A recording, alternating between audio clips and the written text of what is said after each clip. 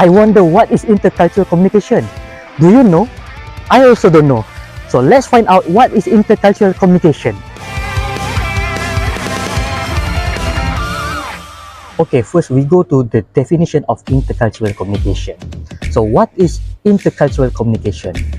According to AFZALIZA in 2013, says that intercultural communication refers to the facts on communication behavior when different cultures interact together.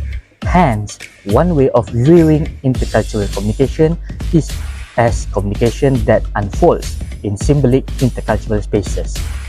Next, we go to the intercultural communication at home.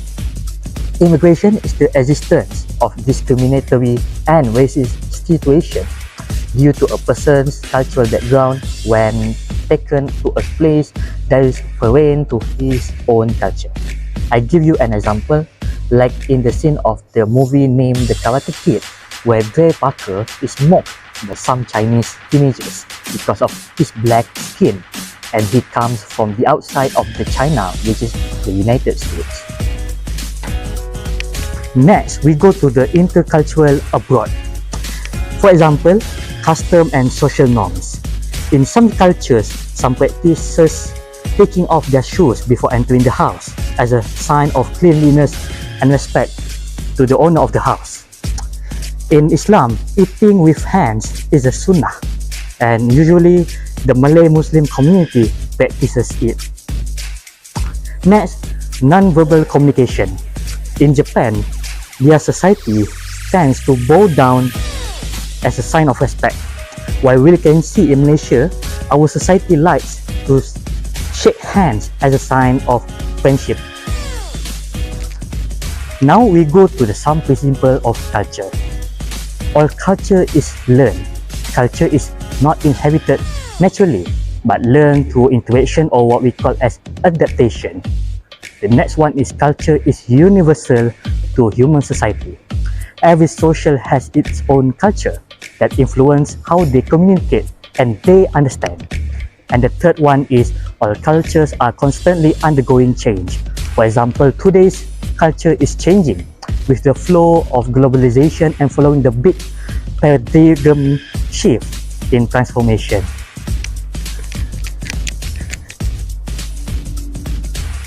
Now we are going to function of culture. There are four systems in function of culture, which is the first one is economic system.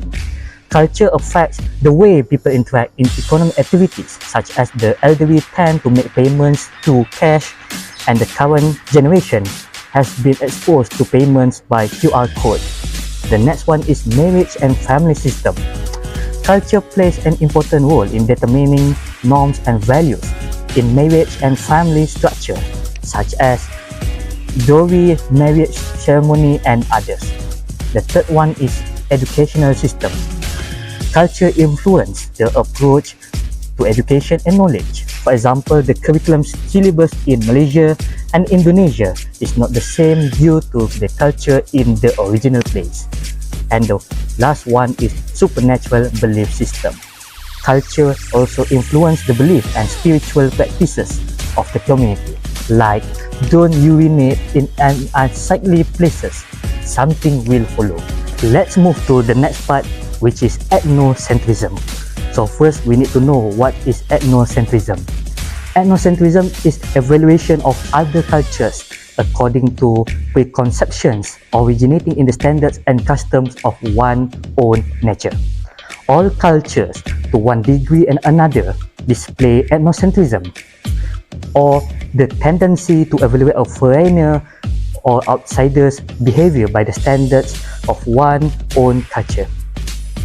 All cultures also display the tendency to believe that they are somehow superior to all others. We take our own culture for granted. We see our behavior as correct and others as somehow wrong. Okay, that's all from me. I hope this presentation is benefit to all of you. So I think that's all from me. Thank you very much. Assalamualaikum warahmatullahi wabarakatuh.